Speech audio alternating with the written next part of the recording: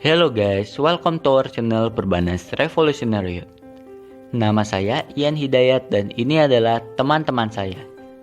Kali ini kami akan menjelaskan tentang Know Your Customer dan regulasi vintage. Apa itu Know Your Customer? KYC adalah singkatan dari Know Your Customer atau Know Your Client.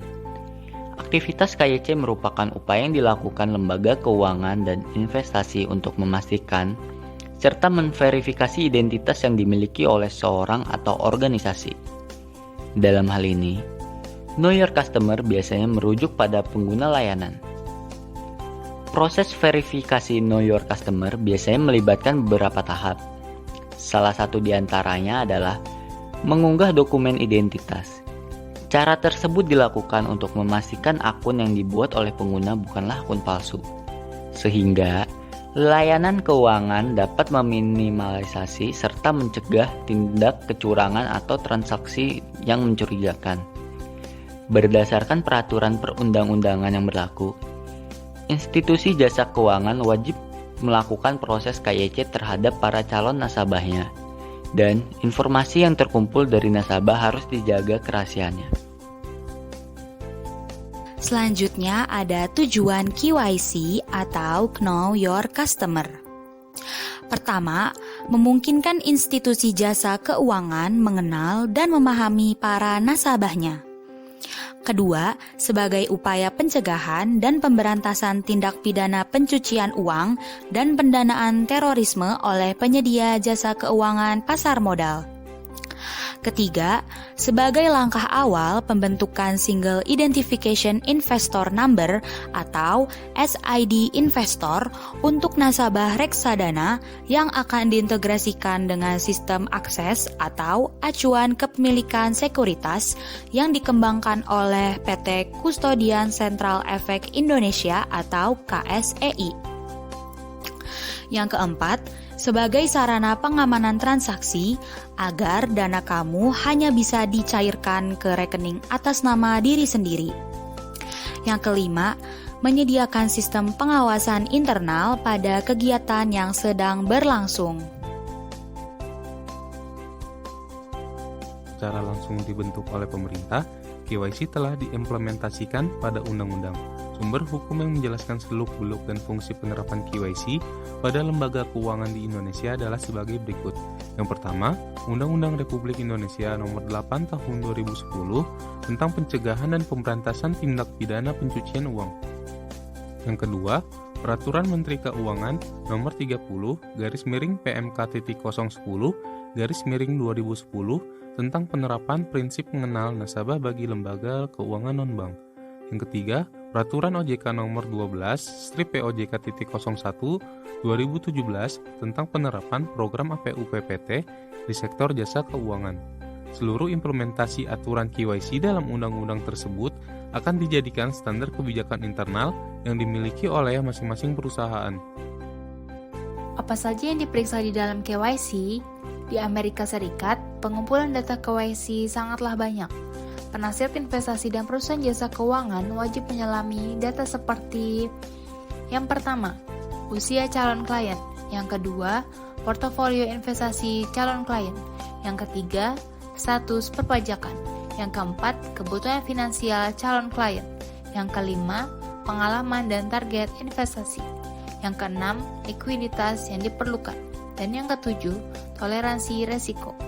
Selain data tersebut, Otoritas Pasar Modal Amerika Serikat atau SEC juga mewajibkan konsumen baru untuk menyediakan informasi finansial yang detail. Hal ini juga termasuk nama, tanggal lahir, alamat, status kepegawaian, penghasilan tahunan, kekayaan bersih, tujuan investasi, dan yang terakhir nomor registrasi kependudukan. Bagaimana Bank mengidentifikasi nasabah? Selain mengidentifikasi berdasarkan identitas dan dokumen nasabah, ada cara lain yang lebih spesifik yang dilakukan, yaitu Customer Due Diligence atau CDD dan Enhanced Due Diligence atau EDD. Customer Due Diligence atau CDD adalah kegiatan pengenalan melalui identifikasi, verifikasi, dan pemantauan untuk memastikan bahwa transaksi yang dilakukan sesuai dengan profil nasabah yang bersangkutan. Sedangkan Enhanced Due Diligence atau EDD adalah kegiatan pengenalan secara lebih mendalam demi mengetahui apakah nasabah tersebut termasuk golongan beresiko tinggi, melakukan tindakan pencucian uang, pendanaan terorisme, serta tindakan melanggar hukum lainnya. Bagaimana cara kerjanya? Proses KYC dapat dilakukan secara offline maupun online atau eKYC, sama halnya seperti Anda membuka rekening bank. Proses pertama Know Your Customer biasanya dimulai dengan pengumpulan data, misalnya seperti nama, nomor identitas, tanggal lahir, dan alamat. Metode Know Your Customer bervariasi sesuai dengan kebutuhan lembaga itu sendiri. Beberapa contoh variasi dalam proses KYC antara lain, yang pertama, mengunggah dokumen identitas diri dan surat keterangan penting lainnya. Yang kedua, melakukan panggilan video. Yang ketiga, mengadakan pertemuan langsung. Yang keempat, melakukan pemeriksaan latar belakang pengguna secara lengkap, termasuk sumber pendapatan. Setelah melewati proses Know Your Customer, akun Anda biasanya akan dilanjut dengan proses CDD atau Customer Due Diligence. CDD adalah tahapan ketika penyedia layanan menggali lebih dalam transaksi keuangan Anda. Caranya bervariasi sesuai dengan kebutuhan perusahaan.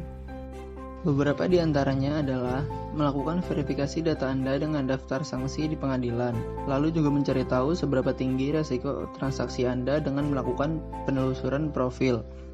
Caranya yaitu membandingkan informasi Anda dengan profil beresiko tinggi seperti korupsi, pencucian uang, dan politically exposed person. Informasi KYC dan CDD dapat dianalisis oleh secara langsung. Salah satu caranya adalah dengan membandingkan wajah asli Anda dengan kartu identitas yang Anda unggah atau tunjukkan. Cara lainnya adalah dengan memanfaatkan teknologi pemindai wajah. KYC tidak akan langsung berhenti setelah Anda selesai melewati CDD atau mulai menggunakan layanan yang disediakan. Perusahaan dan organisasi menyediakan layanan akan terus memantau dan mengkalkulasi risiko yang mungkin terjadi. Aktivitas tersebut dilakukan untuk memastikan tidak adanya tindakan ilegal yang terjadi di platform mereka. Regulasi fintech merupakan salah satu cara antisipasi pelanggaran fintech dengan memanfaatkan teknologi berbasis data atau database, kecerdasan buatan atau artificial intelligence hingga blockchain, sehingga pengawasan terhadap tata kelola, transaksi, kepatuhan hingga kewajiban pelaporan dapat lebih cepat dan mudah. Regulasi fintech di Indonesia. Penerapan fintech di Indonesia sendiri tertera dalam beberapa regulasi resmi dari pemerintah dari Bank Indonesia. Nah, berikut ini 3 landasan hukum tentang fintech di Indonesia. Yang pertama, itu ada Surat Edaran Bank Indonesia nomor 18/22/DKSP perihal penyelenggaraan layanan keuangan digital. Yang kedua, itu ada Peraturan Bank Indonesia nomor 18/17/PBI/2016 tentang uang elektronik. Dan yang ketiga, Peraturan Bank Indonesia nomor 18/40/PBI/2016 tentang penyelenggaraan pemrosesan transaksi pembayaran.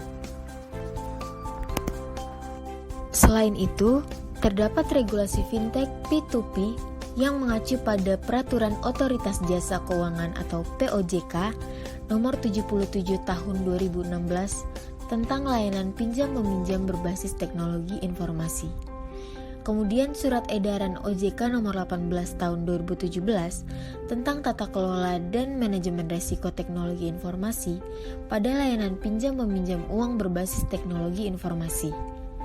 Selain regulasi-regulasi tersebut, terdapat perundang-undangan lain yang harus dipatuhi, antara lain UU Nomor 8 Tahun 1999 tentang Perlindungan Konsumen, UU Nomor 11 Tahun 2008 tentang Informasi dan Transaksi Elektronik, sebagaimana telah diubah dengan UU Nomor 19 Tahun 2016 dan lain-lain. Regulasi yang dibuat pemerintah ini Diharapkan agar para penyedia maupun pengguna fintech bisa melakukan berbagai aktivitas finansial dengan lebih nyaman dan aman dalam hal pengelolaan data dan juga informasi pribadi. Terima kasih sudah menyaksikan video kami. Semoga informasi yang kami sajikan dapat bermanfaat. Jangan lupa subscribe, like, dan share.